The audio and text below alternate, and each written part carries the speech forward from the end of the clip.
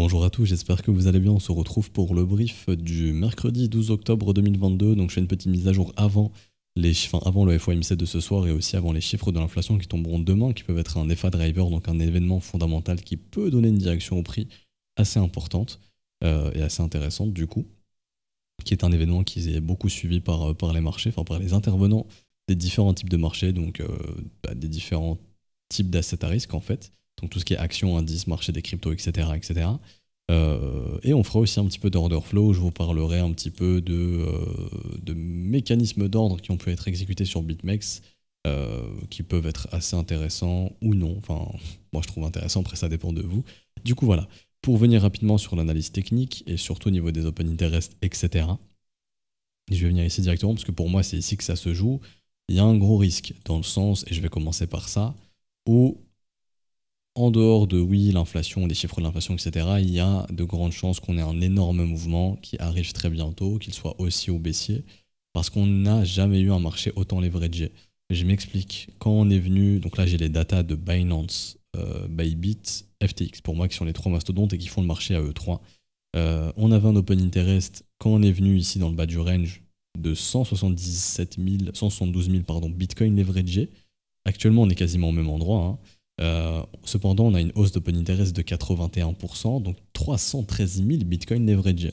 Donc là, il y a énormément de gens qui se sont leveragés et ça a accéléré ces derniers jours, ou là, même plus précisément, on était à 208 000 le 21 septembre, 3 semaines après, on est à 314 000, plus de 100 000 bitcoins. Donc là, ça s'est leveragé énormément. Ça peut être du net long, donc net long, c'est-à-dire quelqu'un qui long et qui veut faire du gain, un net short, donc quelqu'un qui short et qui veut faire du gain, ou du hedging, quelqu'un qui a acheté spot et qui a shorté sur le dérivé, comme ça il est hedgé, si ça baisse il perd rien, si ça monte il peut vite clôturer son short et bénéficier de ses bitcoins sur le spot qui lui ramènent des profits s'il les vend plus haut. Ok, donc il y a de grandes chances qu'on soit aussi dans ce cas-là, mais c'est ce qui fait que il y a aussi beaucoup de gens qui, vu la faible volatilité, ont pris des trades avec des plus gros leviers pour se dire j'ai un plus gros levier donc je peux miser plus d'argent, donc la faible volatilité est compensée par une mise plus grosse, donc au final ça reste assez volatile. Vous comprenez un petit peu le raisonnement, et je pense qu'il y a aussi beaucoup de gens qui sont dans ce cas-là.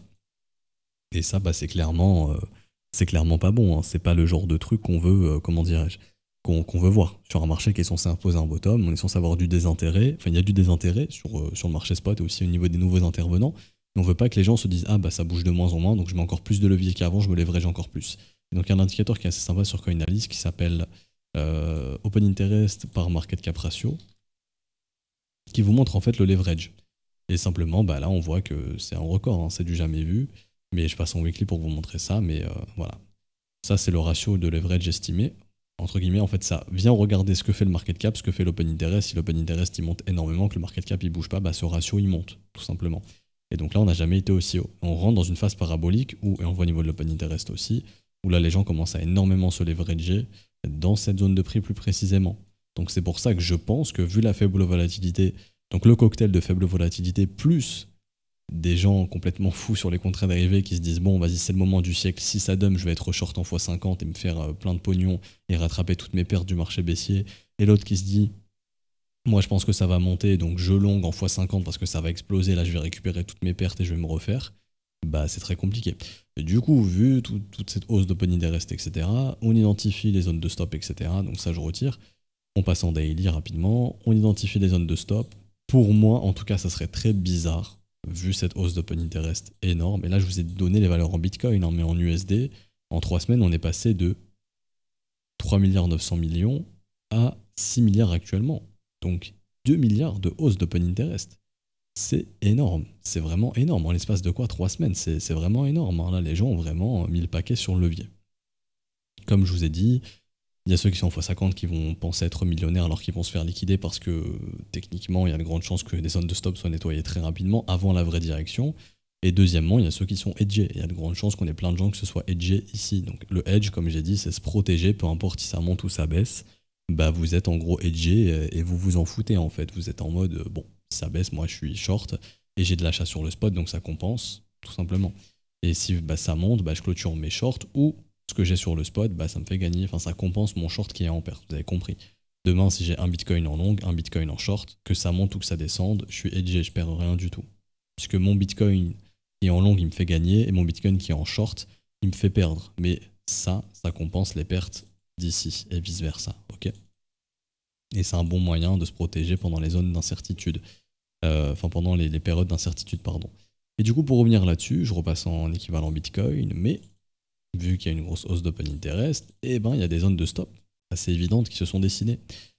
Ici, ici, et ici, j'ai déjà dessiné les 3 traits, mais je les repasse. Donc, c'est pour ça que pour moi, si jamais il y a un mouvement haussier qui doit se mettre en place, ça m'étonnerait vraiment, mais vraiment, vraiment, vraiment que le marché n'aille pas au moins ici.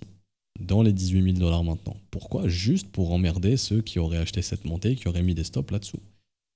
Et également, faut pas oublier que ceux qui les ont pas mis ici, leurs stops, les ont foutus où? Ici. Et quand on regarde en termes de liquidation, donc d'ailleurs, iBlock, j'ai le lien en description, si jamais vous voulez vous inscrire, vous aurez des réductions via le lien que je vous ai mis.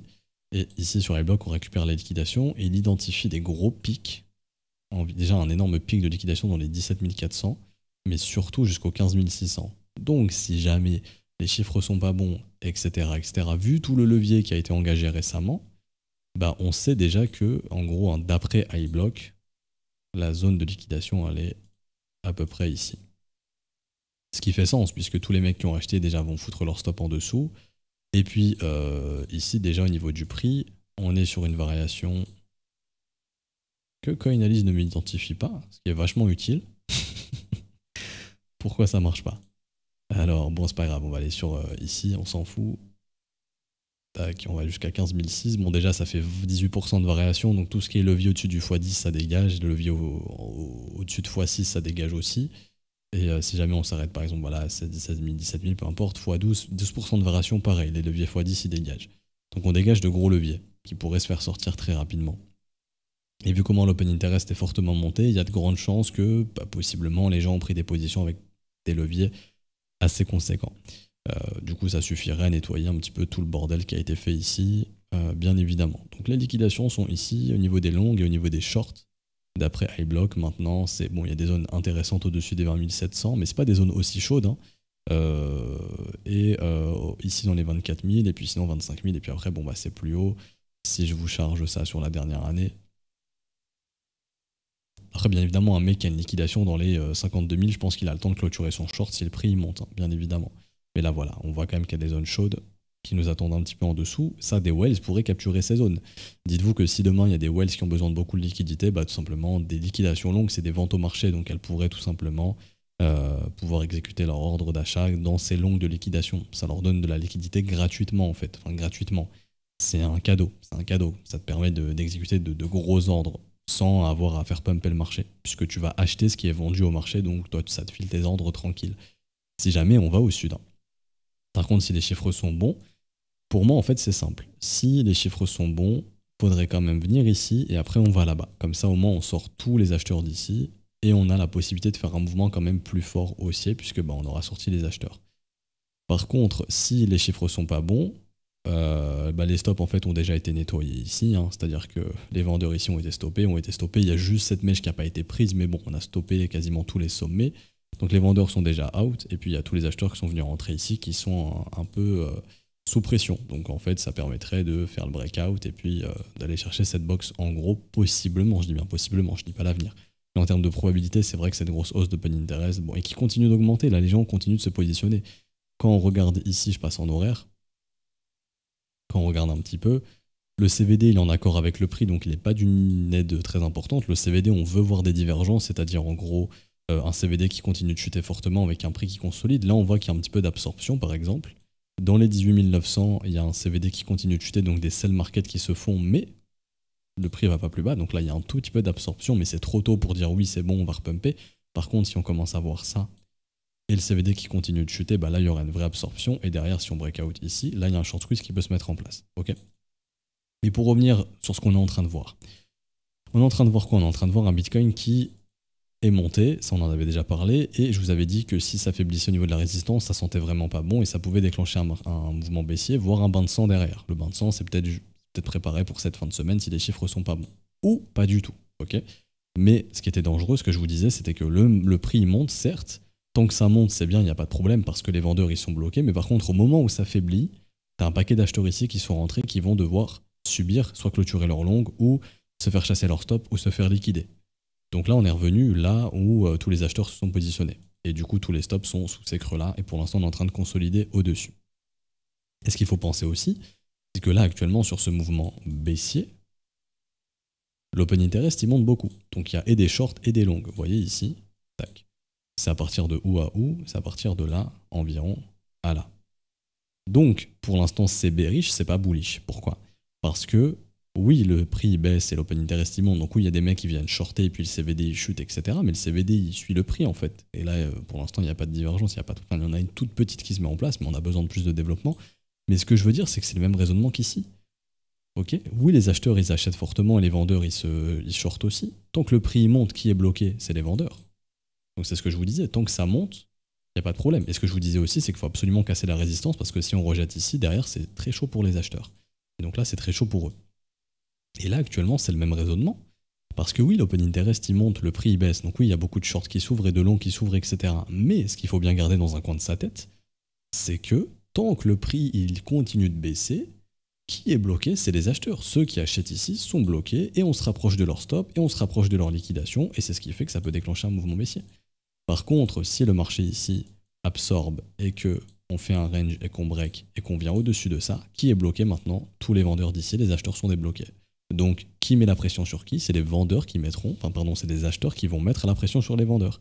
Et ça permettre au prix de retourner vers le haut du range, vers la résistance, et du coup le range qu'on est en train de créer. Et du coup, si ça break out, là, et qu'on s'installe au-dessus, ça c'est très bullish.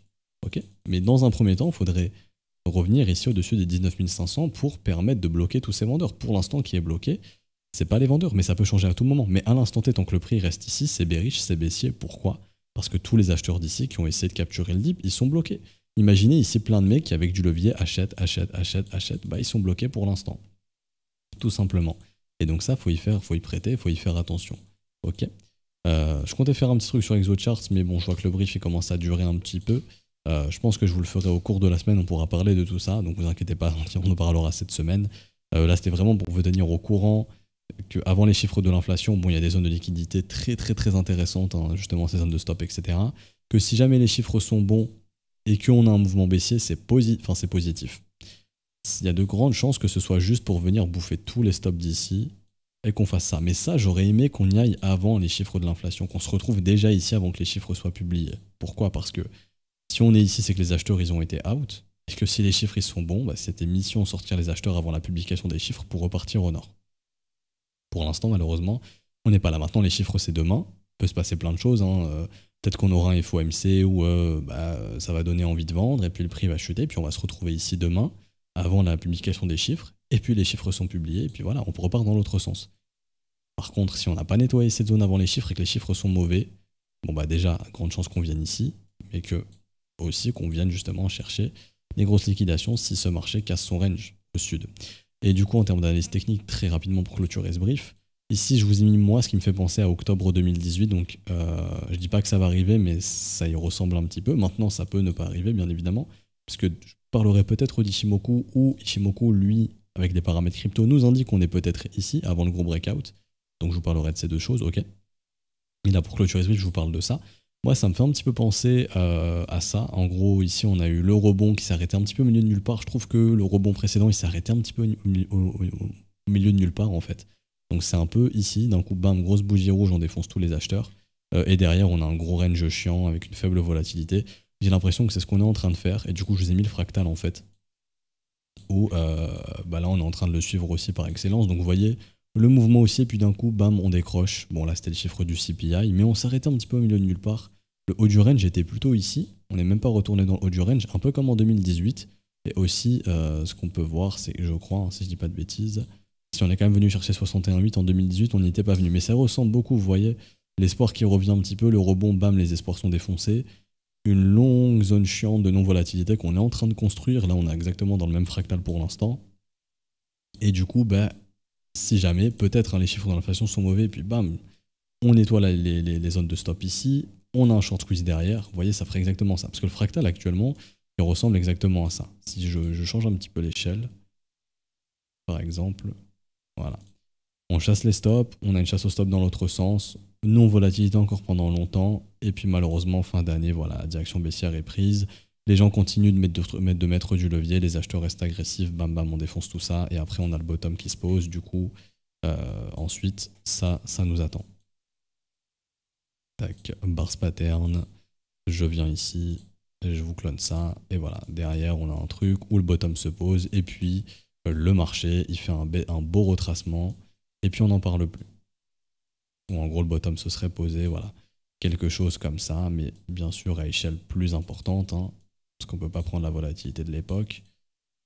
Enfin, les valeurs sont différentes, mais voilà, en gros un truc comme ça, où voilà, ça se termine en bas de 100, on pose un sacré bottom, et puis voilà, le marché, il repart quand tout va mieux. Enfin, il fait une première phase de retracement. Enfin bref.